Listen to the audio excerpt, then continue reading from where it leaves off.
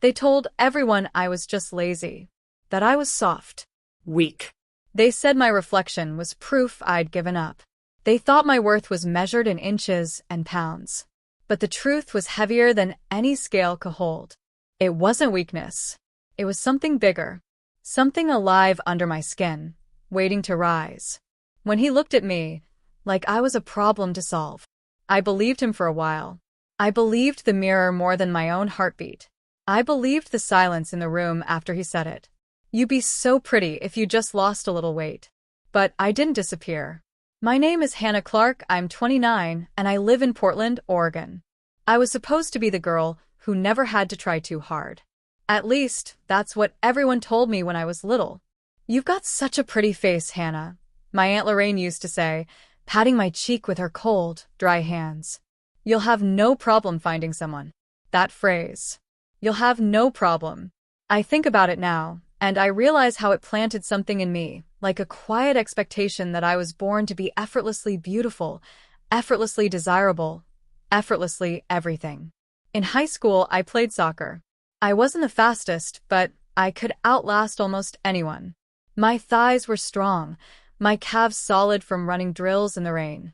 My mom called me her little athlete, and my dad told me he was proud I wasn't just another girl obsessed with makeup. But then I turned 16, and my body changed faster than I could keep up. I wasn't ready for the stretch marks, the soft curve of my stomach, the way my arms started to look different in photos. I tried to pretend it didn't matter. I tried to stay focused on getting into college. I told myself I'd lose weight over the summer, like it was a switch I could flip whenever I felt like it. But every time I sat down in a desk and felt the waistband of my jeans dig into my stomach, a little piece of me folded in on itself. At 18, I went to Oregon State. My plan was to study communications, maybe work in PR. I thought if I could just get through the first semester, I'd find my footing. I didn't. Freshman year was one long blur of late-night study sessions and cafeteria food I ate in secret because my roommate always picked at salad like it was a moral achievement. By Christmas, I'd gained 20 pounds. No one said anything outright, but I felt the difference in every hug that lingered just a second too long, in every sideways glance at my plate. When I came home for the holidays, my mom tried to be gentle. She stacked my old jeans on the bed and said, "Honey, these don't fit anymore. Should I donate them?" It sounded harmless, but it wasn't. After college, I moved back to Portland and got an entry-level job at a marketing firm. I thought maybe, finally, life would even out. I'd have my own money, my own space. Instead, everything got smaller. The apartment, my sense of possibility, the way I spoke in meetings, always lowering my voice so I wouldn't take up too much room. And then there was him, Nathan. He worked 2 floors up in project management. He had this easy way of looking at you, like you were the only person in the building. We started having coffee breaks together. Sometimes lunch. He laughed at my stories. He texted me on weekends. He told me I was smart, funny, different. I told myself it wasn't serious. But every time he said my name, I felt this rush, like maybe I was still that girl everyone said would have no problems. It took 6 months for me to realize he didn't really see me. Not the way I wanted to be seen. One afternoon, we were sitting in his car parked behind the office. He'd been quiet all morning, and I thought maybe I'd done something wrong. Then he turned to me and said almost apologetically, "You'd be so pretty if you just lost a little weight." I didn't know what to say. I just stared out the window and felt my whole body shrink. I wanted to scream. I wanted to disappear. But mostly, I wanted to prove him wrong. I wish I could tell you I walked away right then. I didn't. I spent another 3 months trying to be smaller. I skipped meals. I bought diet shakes. I scrolled fitness influencers on Instagram until my eyes blurred. Nothing worked. Every time I looked in the mirror, I heard his voice echoing in my head. "If you just lost a little weight." And my mom, she tried to help in her own way. She sent me articles about portion control. She invited me to her Weight Watchers meetings. She offered to buy me a treadmill. But none of it felt like love.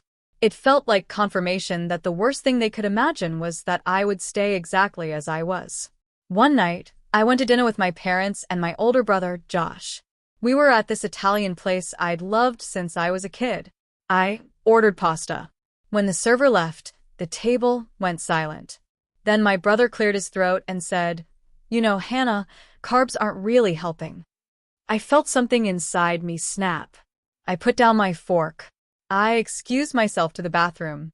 I stared at my reflection under that harsh fluorescent light and thought, I don't know who you are anymore. I splashed cold water on my face and stayed in there for 20 minutes, just breathing. When I finally walked back out, they were all talking about something else, vacation plans, the weather. Like nothing had happened. That was the moment I knew I couldn't keep trying to fit back into someone else's idea of me. I didn't have a plan. I didn't have a strategy. I just knew I had to start over. And so I did. But no one noticed. Starting over wasn't some dramatic, movie-worthy transformation. It was smaller than that. Quieter. I wish I could tell you I woke up one morning, brimming with self-belief. But the truth is, I just felt tired. Too tired to keep hating myself. So, I picked something I thought wouldn't terrify me. Yoga. Not the hot, crowded classes with Instagram models in the front row. Just a simple beginner's series on YouTube. The first time I rolled out the mat in my living room, I felt ridiculous. I wore a baggy t-shirt and leggings I'd bought on clearance, and when I looked down, all I could see was my stomach folding over itself. I almost turned the video off. Almost. But the instructor had this soft, steady voice. She said things I hadn't heard in a long time. This is your practice. There is no perfect shape. Come as you are. I remember that first pose, child's pose, and how strange it felt to let my body rest without judgment. I stayed there long after the video ended, forehead pressed to the mat, breathing in the cheap plastic smell and wondering if this was what peace felt like. The next day, I did it again. And the day after that. It didn't feel like progress. It felt like survival. 2 weeks later, I worked up the nerve to step inside a real studio. Sunbeam Yoga was tucked into a brick building on Hawthorne Boulevard, between a thrift shop and a vegan bakery. The sign said "Beginners Welcome." I stood on the sidewalk for 10 minutes, clutching my mat, trying to convince myself not to leave. Every excuse flickered through my head. You're too big. Everyone will stare. You don't belong here. But something, maybe stubbornness, maybe desperation, pushed me through the door. Inside, it smelled like lavender and clean floors. The woman at the front desk smiled without flinching when she saw me. "Hi," she said. First time? I nodded. She handed me a clipboard. "Fill this out, and I'll show you around. You're in the right place." Those 5 words, "You're in the right place," unraveled something I didn't even know was knotted inside me. I signed the waiver, paid for the intro month, and followed her into the studio. It was warm but not oppressive, with soft lighting and mats lined up in neat rows. People were chatting quietly or stretching, nobody paying much attention to me. The instructor's name was Kara. She had curly hair pulled into a messy bun and a way of speaking that made you feel safe. Halfway through class, while I struggled to balance in Warrior II, she came over and adjusted my stance, just a gentle press of her palm on my hip. "You're stronger than you think," she murmured. And for the first time in years, I believed it might be true. That became my Sunday ritual. I'd show up, roll out my mat, and spend an hour reconnecting to a body I'd spent too long resenting. Nobody commented on my size. Nobody made me feel like I had to apologize for taking up space. After a month, Kara pulled me aside. "You've made so much progress," she said. I must have looked skeptical because she laughed and added, "Not just physically. You look lighter." I went home that day and cried in my kitchen. Not because I was sad, but because I realized how long it had been since anyone saw me as more than a project to fix. Around that same time, I started cooking again. Real meals. Not diet food, just simple things that made me feel cared for. Roasted vegetables. Grilled salmon. Lentil soup. It wasn't about calories anymore. It was about proving to myself that I deserved nourishment. I also unfollowed every influencer who made me feel like I'd never measure up. My feed became a softer place. Yoga tutorials, body-neutral accounts, photos of people living lives that weren't defined by before and after shots. Some nights, I still heard Nathan's voice in my head. You'd be so pretty if you just lost a little weight. But it grew fainter every time I showed up for myself. 3 months in, Kara asked if I'd be interested in helping with their community classes, sessions for women who couldn't afford memberships. I hesitated. I'm not an instructor, I told her. You don't have to be, she said. You just have to be kind. So on Thursday evenings, I started coming early to set up mats and greet the women who came in. That's how I met Gloria. She was in her 60s, with silver hair she wore in a low braid. The first night, she shuffled over to me, clutching her phone like it was a lifeline. This machine hates me, she muttered, trying to pull up her registration email. I took the phone gently. Let's see if we can make it cooperate, I said. When I handed it back, she looked at me like I'd performed a miracle. You just brought my baby into my living room, she said, shaking her head. I didn't think I'd ever figure this out. I laughed, but later, sitting on the floor folding blankets, I felt something warm bloom in my chest. I hadn't fixed my life.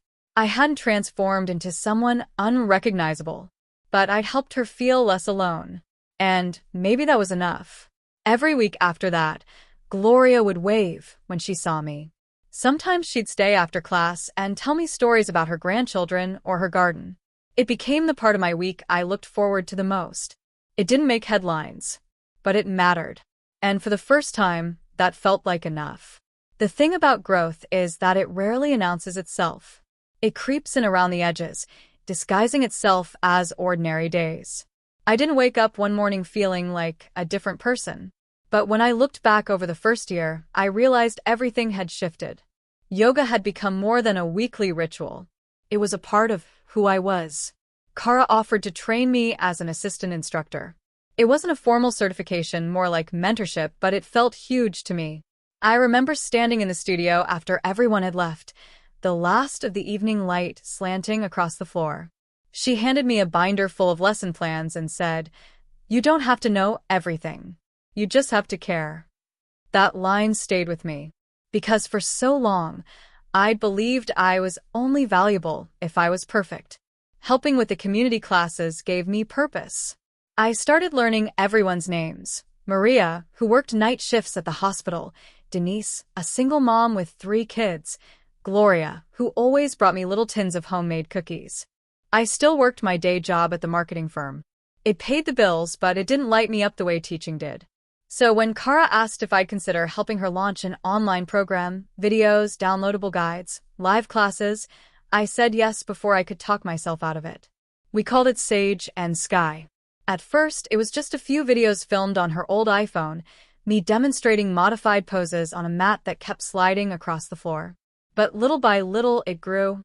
I learned how to edit video, how to write copy that didn't sound like another promise to fix people, how to set up a simple website that felt welcoming instead of intimidating.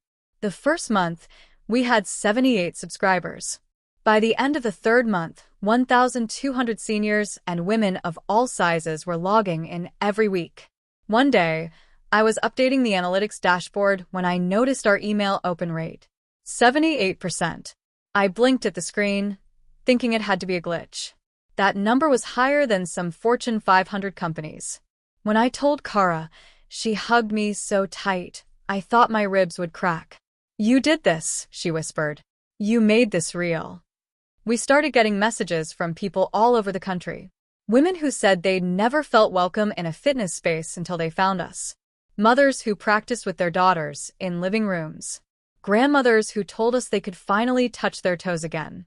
I printed out some of those messages and taped them above my desk. On the hard days, I'd read them and remember why we started. But at home, nothing changed. My parents knew I was working on some project, but they didn't ask questions. At Thanksgiving, when my brother Josh asked about my job, I started to tell him about Sage and Sky. He cut me off before I could finish. "Teaching old folks to click buttons? Real noble work," he said, smirking. I looked at my mom, hoping she'd say something. She just offered me more mashed potatoes. It stung, more than I wanted to admit. Because no matter how much I told myself I didn't need their approval, part of me still did. At Christmas, I gave my mom a printed guide I'd written, simple yoga stretches for back pain. She flipped through it, nodded, and set it aside. I found it a week later under a stack of catalogs. That was when I realized I could change everything about my life, my habits, my work, the way I moved through the world. And to them, I'd always be the girl who needed fixing. I started to notice the way people talked about me when they thought I couldn't hear. "She's always been the free spirit," my aunt would say, her voice a little too sweet. My dad would nod and add, "Yeah, she just does her own thing." Like it was a polite way of saying I hadn't measured up. But every time I stood in front of a camera to film another tutorial, I felt a quiet defiance. I'd cue the recording, take a deep breath, and remind myself, they don't get to decide what success looks like. Sage and Sky kept growing. We started partnering with community centers, offering scholarships to low-income women. Our little project was becoming something bigger, a movement I didn't have to justify to anyone. When people asked what I did, I stopped fumbling for words. I looked them in the eye and said, "I teach accessible wellness." It wasn't flashy. It didn't come with a six-figure salary or a corner office. But it was mine. And for the first time, that was enough.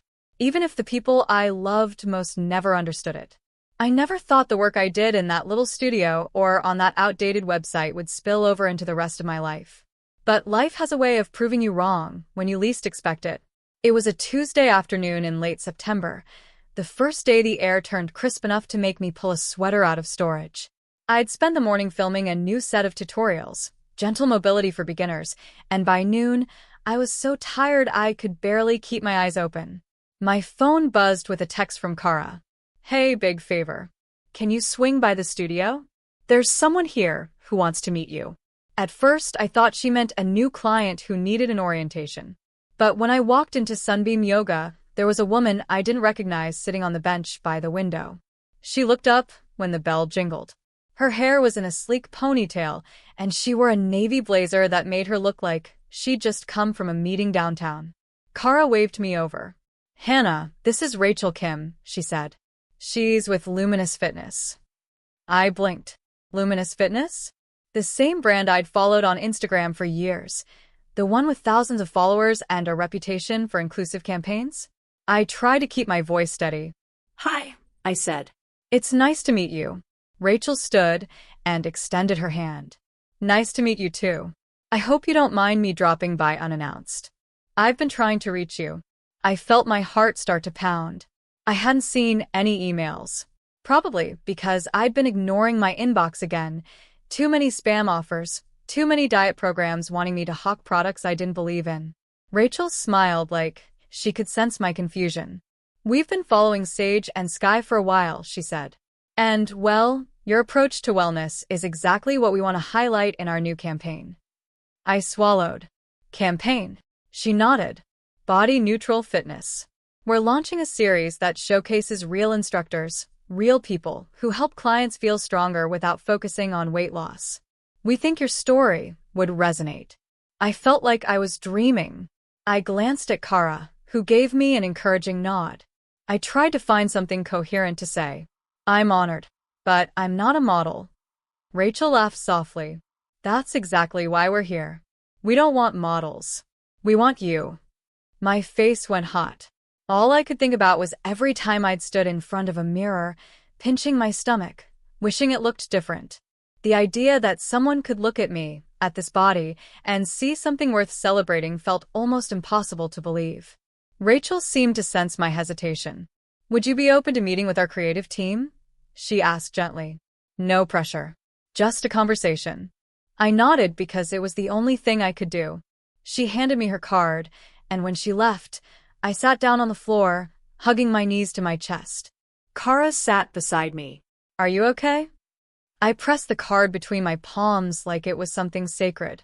"I don't know," I whispered. "What if I say yes and everyone thinks it's a joke?" Kara rested her hand on my shoulder. "Then they're not your people. But the ones who matter will see you." A week later, I was standing in the Luminous Fitness headquarters, a sleek loft space with exposed brick walls and white floors that made me feel like I didn't belong. A stylist showed me racks of clothes, leggings, sports bras, loose tank tops, all in neutral colors. all designed to make you feel comfortable in your own skin. We'll keep everything simple, she said, as if reading my mind. No fancy makeup, no retouching. Just you. When I stepped in front of the camera for the first time, I thought I might faint. The photographer was a kind man named Eli, who gave me gentle instructions. Stand how you'd stand when you teach, he said. Don't worry about angles. Just breathe. I did. I thought about Gloria, about Maria, about all the women who'd told me sage and sky was the first place they felt safe. I thought about the girl I used to be, the one who believed she had to be smaller to be worthy. And I felt something loosen in my chest. The next 2 hours passed in a blur of lights, poses, and soft music playing overhead. At the end of the session, Eli lowered his camera. You're a natural, he said. I shook my head, feeling my throat tighten. No, I'm just me. He smiled. Exactly. I left the studio feeling like I'd been scraped raw and made new at the same time. A month later, I was sitting in a coffee shop with my laptop when my phone buzzed. It was a text from Rachel. Campaign launches today. You look incredible. Thank you for trusting us. I pulled up the Luminous Fitness website, my hands trembling. And there I was. Front page. I was standing in mountain pose. Palms together, eyes closed. No dramatic captions. Just 3 words in white letters. Strength looks different. I stared at the screen until everything blurred. I didn't even notice the man sitting beside me until he spoke. Excuse me, he said gently. I hope this isn't weird, but is that you? I turned to look at him. He was in his 40s, wearing a faded hoodie and glasses. My mouth felt dry. Yeah, I said quietly. That's me. He swallowed, his eyes shining. My wife does your online classes. Sage and Sky. She was in a bad place after her surgery. But she found you, and it changed everything. She's in the next room, doing one of your videos right now. I pressed a hand over my mouth. He kept going, voice thick. She didn't want to come out, but I just had to tell you. Thank you. I didn't know what to say. All the words I'd practiced, polite responses, modest disclaimers, they disappeared. I looked at him, and something settled inside me. A knowing, a quiet, undeniable truth. Not because I demanded attention, but because the truth walked in by itself and refused to stay quiet. In the weeks after the campaign launched, my life didn't transform overnight. There were no sudden calls from television shows or glossy magazine interviews. No parade in my honor. But something softer happened. Something more lasting.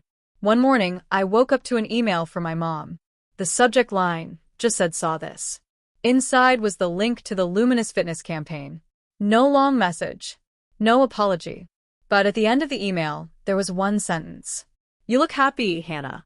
I sat in my kitchen, clutching my mug like a life raft. It wasn't validation, exactly. It wasn't a rewriting of all the years I'd felt invisible. But it was something. A small bridge across all the silence. A week later, my brother Josh texted me late at night. Saw your billboard on 5th. Pretty cool. That was all.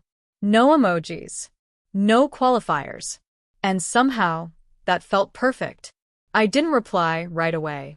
I let the word sit in my phone like a pebble in my pocket. Tiny, but heavy enough to remind me that the past didn't have to stay exactly the same. The first time I saw my own face on that billboard, I was driving home from the studio. I almost didn't recognize myself. Not because of the clothes or the lighting, but because of how I looked in my own skin. At ease. Unafraid. I pulled over and parked. For a long time, I just sat there, watching other cars go by, imagining the people inside. Maybe one of them would glance up and see me, and maybe, just for a second, they'd feel a little less alone in their body. That thought felt better than any trophy or paycheck. One evening, I was closing up the studio when Gloria stopped me. She'd been coming to class every Thursday without fail, her hair always in that same neat braid. She held out a folded piece of paper. I wrote you something, she said. Didn't know if I'd ever have the nerve to give it to you.